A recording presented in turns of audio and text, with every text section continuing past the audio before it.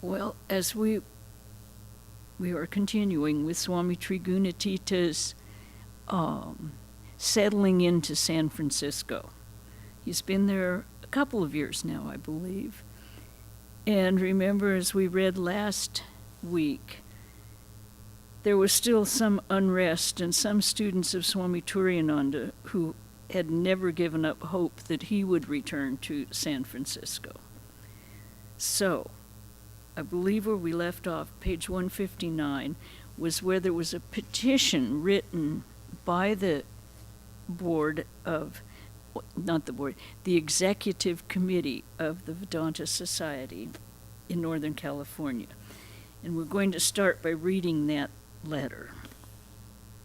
I remember we did discuss that there's often a period of adjustment when the Swami in charge dies and a new Swami comes, because each person has their own way of teaching Vedanta. And many of the, as we call them, old-timers are not comfortable with the changes. It takes them a while longer to get used to them. So, here's the letter that the executive committee wrote on somewhere in April in 1904.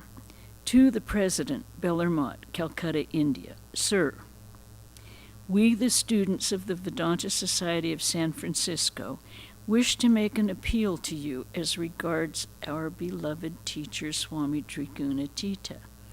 We wish to let you and all the other Swamis of the Mutt know how very popular and beloved he is by one and all of his pupils here, and how unselfishly and unstintiringly he works for the cause and the society.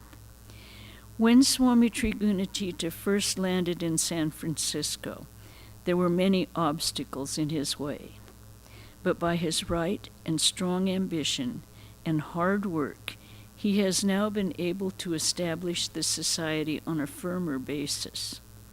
We all feel that we would not have anyone else here who would do better and more satisfactory work than Swami Trigunatita does, and no one whom we could love and honor more. So we beg you to request him to stay as long as possible. It will be of great benefit to us and to the cause here as he discharges his duties as a real and dutiful minister in every respect. His philosophical and spiritual lectures from the platform and esoteric lessons at private interviews and spiritual discipline all are really infusing a new light to the minds and souls of the aspirants of this growing city. His plans and methods of organization, even in a spiritual community, are really powerful and beneficial to the people of this country. Hoping to hear from you soon, we all remain, ever one with you in the Absolute. This letter, signed by the President, the Vice President, the Secretary, the Treasurer, and most of the membership, must have greatly puzzled Swami Brahmananda and the others at Bellarmont, who, knowing Swami Trigunatita's unwillingness after Swamiji's death to return to the West, had no intention of recalling Swami Trigunatita. Swami Brahmananda may have sensed that his brother required his written assurance and support. In any case, the following letter, which would have reached San Francisco in July or August, supported him unequivocally. 9 June, Bellarmont, the Mott, Belur Howrah.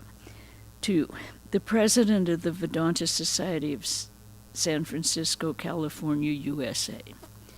Dear Sir, it gives me great pleasure to reply to the words of appreciation coming from the students of the Vedanta Society of San Francisco for Swami Trigunatita, and to know of the entire satisfaction and kindly feelings that they entertained towards their teacher, who had made himself so very popular and beloved amongst them. On behalf of the Ramakrishna Mission, let me request you to kindly convey our heartfelt thanks to them for the same. Swami Trigunatita is, by nature, hard-working and a man of resolute determination with a strong power of organization, who will command love and respect wherever he may be. We have great confidence in him and his work. You seem to be afraid, out of your love toward Swami Trigunatita, lest we recall him from there to work in other fields. Please let me assure you that no other thought is further from our minds than that. Let him continue his work of love and spread the great and noble ideals of the Master amongst our brothers and sisters of the Pacific Coast who are eager aspirants after truth. With all love and best wishes, yours ever one in the Absolute, Brahmananda, President, Ramakrishna Mission. Through 1904, things apparently went smoothly on. The Swami again visited Los Angeles in the spring and early summer, and again took a group of students to Shanti Ashram in November. Apart from these interruptions, the Sunday lectures and Monday and Thursday classes were regularly held at 40 Steiner Street in connection with the administration of the society. There was, however, a charge. The bylaws that had been drawn up by Kara French in 1903 were submitted to the Society on September 25th of that year. They were approved, and on October 3 were sent to Bellarmont for judgment, as Kara French put it. Presumably, the judgment was favorable, but exactly what it was we shall never know. For curiously, the Vedanta Society minutes from October 5, 1903 to September 3, 1905 are missing. When they recommended in September of 1905, when they recommenced, in September of 1905, their character was very different from what it had been. The minutes for the remainder of Swami Trigunatita's ministry would be, with few exceptions, merely a record of Sunday lectures and Monday and Thursday evening classes, with a sort of diary of the barest facts, reminiscences of Kara French. It was entirely unpredictable, she wrote, what Swami might or was likely to do. This is Swami Trigunatita. There were many surprises. In the beginning, he had required me to draft a set of bylaws for the society, edited and revised by himself. Though, following our Western custom as the basis of organization, I do not think Swami ever took it very seriously, but it furnished him with undisguised amusement to refer to Robert's Rules of Order. He knew that I had used it in drafting the form of the bylaws. When the annual elections became more and more a source of discord, various students trying to dominate the society, Swami abolished the annual meetings entirely, and he himself became the whole board of officers, president, secretary, treasurer, appointing whomever and whatever committee he chose to fulfill the duties as he wished. So there were no more business meetings, no more minutes, no more elections, no more officers. There was Swami Trigunatita, period. But this arrangement, if one may call it so, was not as autocratic as it may seem. While the Swami may have been president de facto, Karl Peterson remained at least titular president, and whenever there was a reason for the society as a whole to have a voice in some decision, the Swami would call a meeting or would take the matter up immediately after an evening class when the membership would be assembled. On such occasions, and they were rare, he would come from the platform to the floor of the auditorium to discuss the business at hand. He did not, as one can judge from the few mentions of business that the minutes contain from September 1905 to 1915, ignore the voice of the membership in matters that concerned it.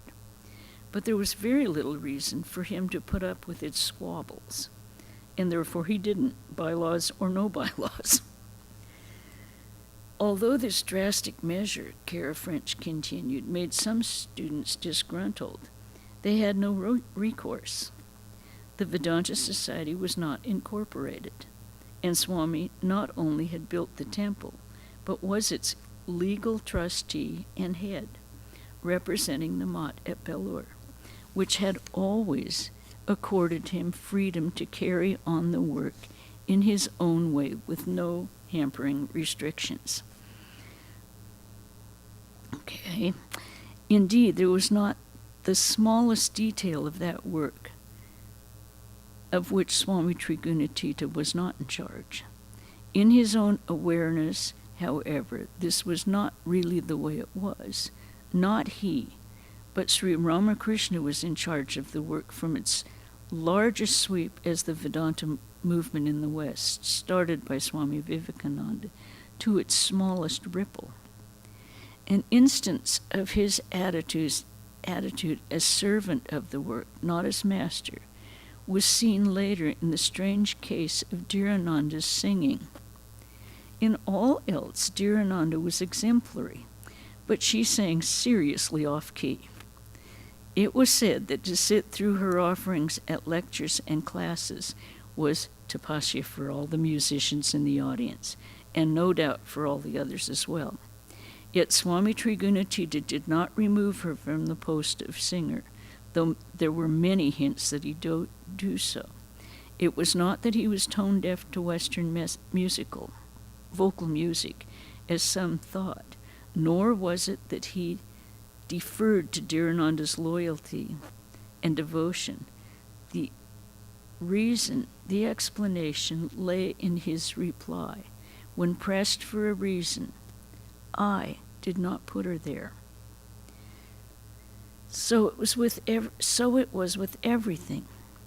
Forceful as his will seemed to be to others, he himself saw only the mother's will, not his own. He was but an actor in the role he had been given, as he had written to Purna Chandra Seth on leaving India. After I reach San Francisco, a new game will start for me.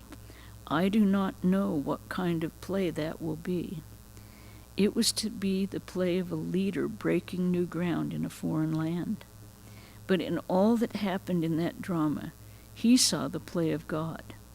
Once he said to Ujjala when she entered the temple as a city official was leaving, I sit here and watch the great waves of difficulties roll in, and then I look into the waves and see God's hand. Often he took a childlike delight in this western phase of the play. He seemed to have little difficulty adjusting to it. In fact, he sometimes felt that he could get along a good deal more efficiently than Westerners themselves, particularly in the matter of thriftiness. Thus it was that although the Wohlbergs provided all his clothes, he one day set off on his own to buy a suit for himself. In order to show Mr. and Mrs. Wohlberg that good clothes could be purchased for a far lower price than they generally paid, he went to a discount store and came home proudly wearing a new suit. But the culture of dress is a subtle and grave matter, the Western intricacies of which the Swami had not yet mastered. When Mrs. Peterson set eyes on him in his new garb, she exclaimed in horror, "Oh, Swami, what have you done? It is the sort of suit a racetrack people wear.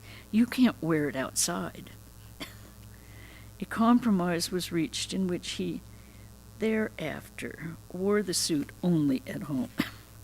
The same thing happened with the red collar, suitable for gamblers only, which the Swami had picked up at a bargain, and which was not wearable even at home. Other Western clothing that Swami Trigunatita had trouble with were his shoes. On May 21st, 1904, he had recently returned from Los Angeles. He sent a call of distress to his India friend, Purnachandra Seth. I have been baffled to find a pair of shoes here in this strange land. In this country, they wear boots, high-top shoes with laces, all the time, but that does not suit me. If you can find a pair of nice shoes that slip on, that will be a great thing, but no boots. I don't have any money now, but within 15 days I will be able to send you 15 rupees. Whatever the shoes cost, take that out, and if there is a balance, keep it with you. I am disgusted with tying the lace of my shoes here all the time. If there are spring shoes, I can put my foot in without effort quickly. I will not take a lot of time for putting on shoes. On July 18th, I am sending 15 rupees for the cost of my shoes. A month later or so, I know the shoes will be fine. You will not have to change them. They will be all right. A month later, so this is two months or 3 months after he wrote, I was waiting for the shoes because it was in my mind that after getting the shoes I shall write to you. So I am late in replying to your letters. Mr. Shoes arrived this evening, and I had to pay $2 as duty. I have seen on the body of Mr. Shoes that you have had to pay 3 rupees postage. It is not bad. Just imagine how expensive it would be for the owner of the shoes to visit this place. You have written. You will not have to pay, and don't worry about it. You just come back. Don't fear that I will charge any money. No, sir, I don't trust you. I know you won't take the money, but you will speak in such harsh words it will be death to me. I know. Do you remember? I gave you a pair of shoes. And all these things you would tell me that would be more than charging money. I see it through my divine eyes. But if I cannot pay anything, I know seeing my face, you will laugh. Mr. Shoes, both husband and wife, fit well. They are extremely beautiful. I would not believe they could be so fine and fit so well, and that I would like them so much. Purnachandra sent many other things by request to the Swami, all much appreciated. There were books on various branches of science, Sanskrit dictionaries and grammars, 6 copies each, many utensils for Hindu worship, a hookah with an earthen chillum, the small bowl that holds the tobacco, ghee, they were shipping ghee, baritari, balls made from various pulses, otherwise lentil balls, and achar tachar, pickles, mung dal, curry powder, whole mung grains, other types of dal. He asked that these items be sent by whatever Swami might be coming to America. And Purnachandra Babu, devoted to him, complied with his every request, and needless to say, bore every expense, which by no means interfered with the cheerful bantering about payment that went on between them. While Swami Trigunatita was thrifty both by nature and by virtue of his sannyas, there was also a necessity for thrift. Money was scarce. Thus he saved whatever he could, both in regard to his personal needs and to the needs of the society, whose membership comprised at this time, in 1904, somewhere around 50 people, few of whom were well-to-do. Not every member was Swami Trigunatita's disciples. Some were Swami Turiyananda's. But he looked upon them all as his spiritual students, under his immediate care. And his treatment of them, though always loving and fatherly, became as time went on, increasingly stern.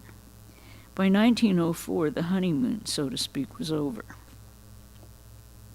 It was primarily through his letter that one can sense the quality of his relationship with his students, but his letters to them were few. Only during his prolonged visits to Southern California did he write to his northern students. From May 1st to July of 1903, for instance, he wrote 11 times to his dearest Ujjwala, Ida Ansel, who was making transcripts of his San Francisco lectures and classes for his use in Los Angeles.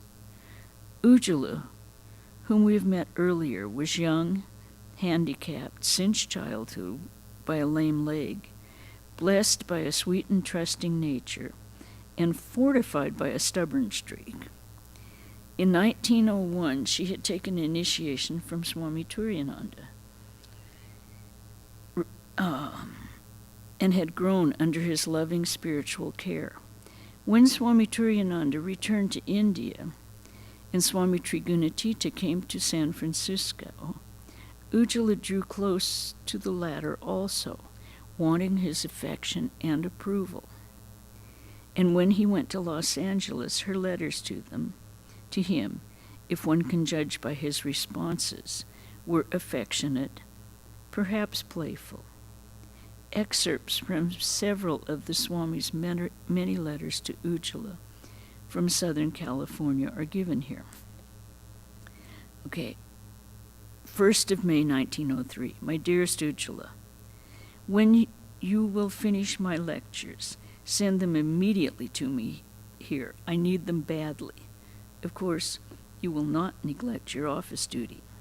I am glad that you have commenced knowing yourself, and to learn from you that you will be a jewel by the time when I shall return to San Francisco. May God bless you.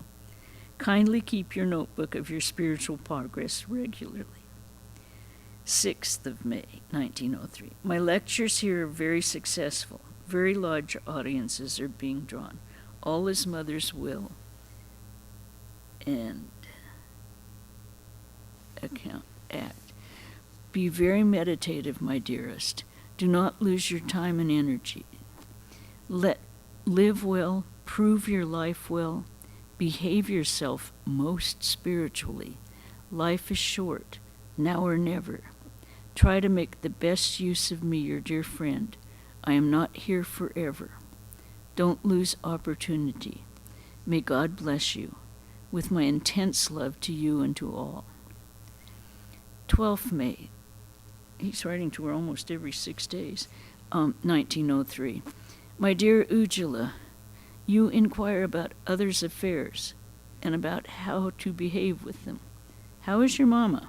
How yourself? I am as before. Be meditative and introspective. June 13th, 1903, evening. My dearest Ujjwala, your love of the 10th instant just an hour ago came to me. I thank you for that. You asked me not to write to you anymore as I'm busy, but this request made me feel sorry, and therefore I cannot but write to you out of my ardent love towards you. My dearest and most beloved Ujjwala, don't think that I don't love you. I love you with my whole heart and intensely. Believe that. But I love you not to please you, as it may be frequently the case, but to raise you to a divine level, my dearest. Do you believe this? I did answer your letter of the 4th instantly, but very brief. You could not understand. I had no time to write in detail on such questions which may be answered by yourself, if you simply think a little more deeply and devoutly. July 7, 1903. My dearest Ujjwala, you have said meditation is impossible for you. If it be really so, then you may give up any hope of your spiritual culture and prospect. You can very easily feel my coming back to San Francisco dreadful, and you cannot make a few minutes of meditation possible for you. It is indeed very strange. You know I am now growing a little more stern than before. So, my dearest, learn how to behave well, how to think well, and how to live well. Cleanse your mind. Wash off all impurities. Try to advance and not to go back. I will never hate you, dearest, but shall always be scolding severely if you do wrong or even think wrong. That's a promise, isn't it? In the spring of 1904, when Swami Trigunatita again went to Los Angeles and again wrote to Ujjvala, the tone of his letters was very different from that of 1903, and this even before he became severely reprimanding. 14 April 1904. Dear Ujjvala, thank you for your kind letter. Thank you, I do not need the lectures here. You may give them to Dhirananda. I have no time here to trance the long Bengali letter. Kindly excuse me. I send it back to you herewith. Hope you are doing well. And then Swami Trigunatita learned that Ujjvala was being openly critical of his work in San Francisco and at Shanti Ashram. At the very beginning of his ministry, he had made his policy clear. The loyalty of the members to the spiritual leader of the society was essential to the well-being of all. Characteristically, he never minced matters on this point. His first reprimanding letter to Ujjvala read, in part, 21 April 1904. Dear Ujjvala, I understand you are behaving very badly with me and my work. You say you love me so much, and so very much, but you act just the contrary. You know I gave you all clearly to understand that from now on I will directly involve myself with the management of the Vedanta work in the state of California, be it in San Francisco or at the ashram, or at Los Angeles, or anywhere in this state. So long as I am here in this state, the work absolutely belongs to me and not to any of you. So you will be very careful to pass your opinion about my work. I do not care whether you sign the petition or not. Your position is not so high that your signature will amount to anything. The petition is but a play. It is simply to show your character and spirit. You have not come to the Vedanta Society to supervise the management or to pass your views as the Prime Minister of the Empire. You have come here to learn some spirituality. If you cannot get it, just softly move away. Go where you may get your spirituality. Do you understand that? That is a very harsh-sounding letter, but it's actually very instructive, because we don't come to a spiritual teacher to start discussing politics or policy or any of those things. We come for instructions on how to realize God. And it is often very easy for people to get into the interactions of the various members. And as was pointed out before, there were two factions: the Swami Trigunatita people, the Swami Trigunatita people. To have a successful growth of the society, it seemed to him, who was a direct disciple of Ramakrishna, that people that they did not need to stay with the society if they were dissatisfied with the running of it. No. So on 11 May 1904, he wrote, nearly 3 weeks later, in reply to what was evidently Ujjwala's letter of explanation, the Swami conditionally forgave her. Dear Ujjwala, you know well and understand well What acts of yours would displease me and what not? Do never displease me. Have faith in me. I will never ask you to do what is wrong for you. You will never exercise your own intellect and judgment over what I will ask you to do. I know better than you what is right and what is wrong for you. If you do not believe in me like that, you will have to suffer for that. And if you believe in me fully, then you will all the time be gaining and improving, if not rapidly, but at least slowly, and although slowly but surely. I can forgive you very willingly and with my whole heart if you do not make any further offense, and then I would not ask you to leave the society, and you will really prove yourself as one of the really worthy children of Ramakrishna, and then you will be loved by all. With my best wishes to you and your mother. Ujjvala replied very honestly, For the future, I dare not make any promises, but will try to do what is right and will be as obedient as possible. And that was the end of the crisis. Apart from his letters to Ujjvala, he also wrote to Cara French Sarla. Those to Cara French are his only letters of this period, to our knowledge, are still extant. The Swami's treatment of Sarla seems to have always been gentle, even when his sternness towards others was, as he said, increasing. One or two of his weekly letters to her from Southern California will suffice to illustrate the tone of them all. On May 8, 1903, he wrote, My dear Sarla, I hope you and Nishkama are doing well.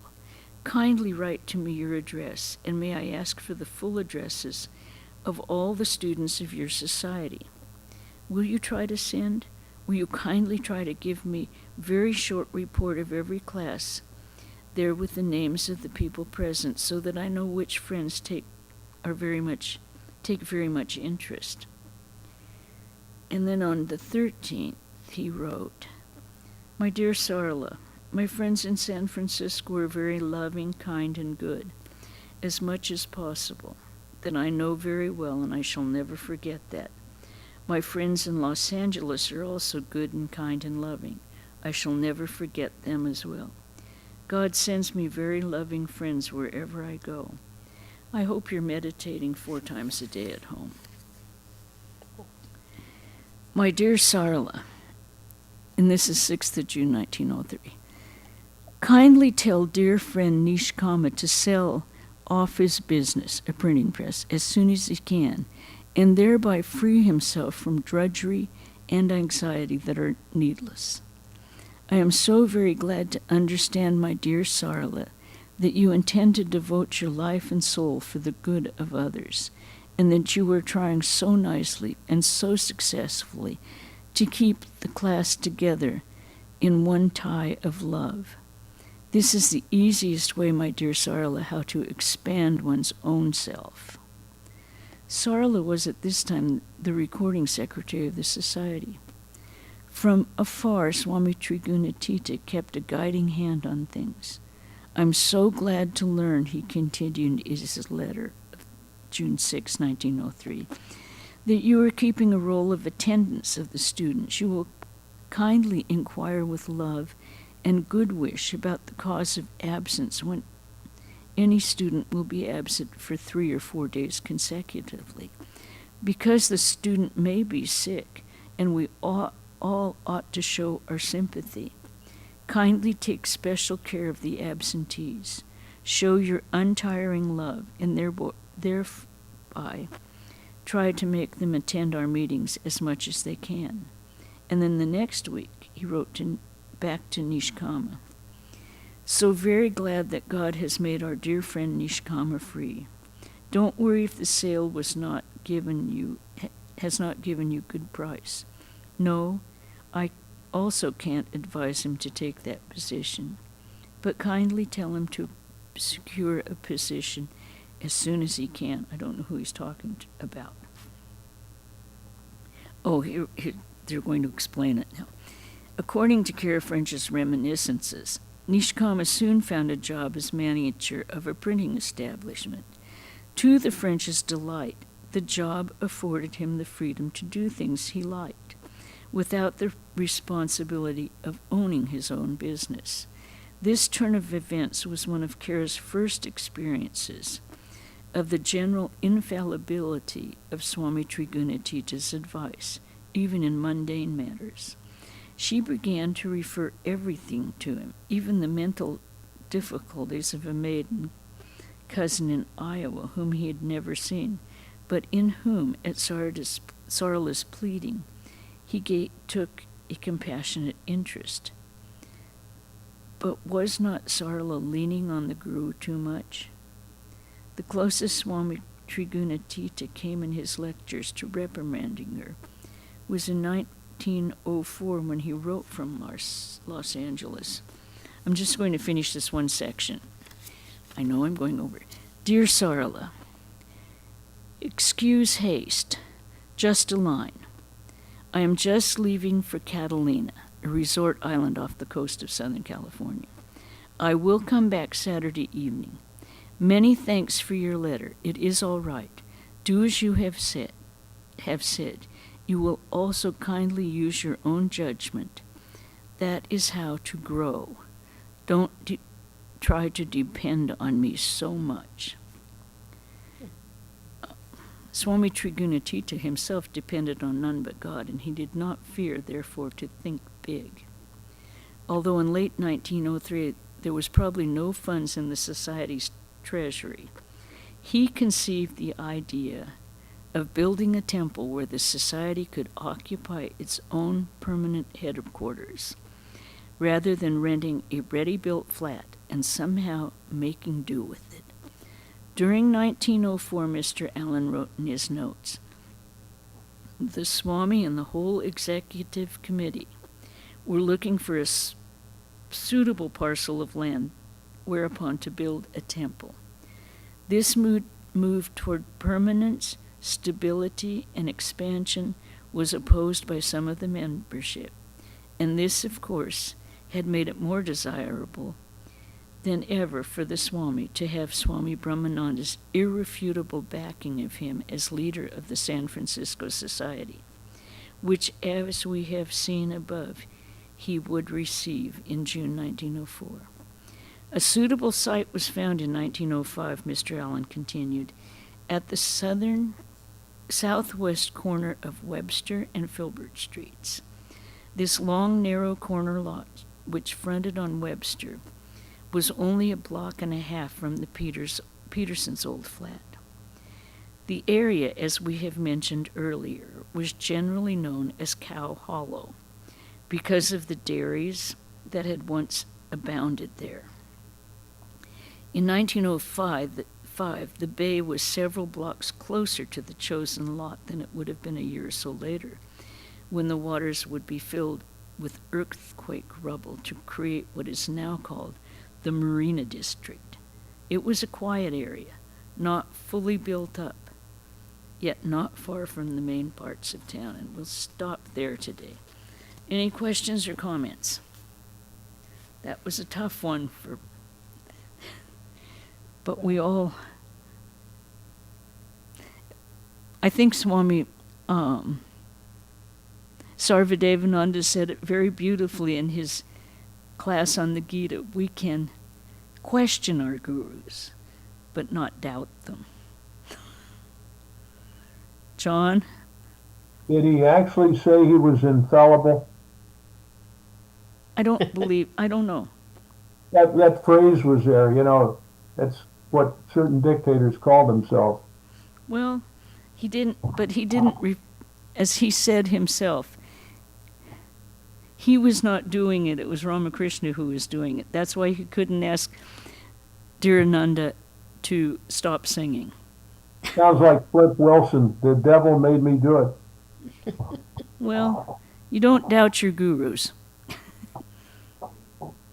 If you want them to take care of your spiritual life and Well, lead fortunately, mine is not like that. Oh, Good. Okay, so let's see. Easter Sunday, we're going to have Swami Dhyana Yogananda, and he's going to speak on Fall for the Highest. Next Wednesday, we will do Swami Trigunatita again, and this will get into probably the building of the temple. On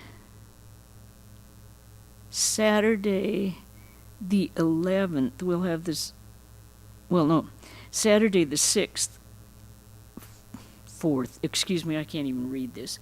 Saturday the 4th, we'll have the gospel reading, but Swami Chidramananda won't be here. He's going to be in Tucson lecturing for Easter. Karma Yoga Day will be the 11th, Saturday the 11th, 9:15 to noon again. Then we quit work, have a good time, eat lunch together. And people have been so responsive. It's been so nice having the Karma Yoga Days. We're trying to make them regular. And every one of you who are members of the Vedanta Society, we'll have our annual members meeting, and it will be a Zoom meeting. You will receive a letter and a way to get in, a link, if you are a member. If you don't receive the notice, you're probably not a member on our books. Okay? What date is that? That's the 25th, Saturday the 25th at 10 a.m. Okay.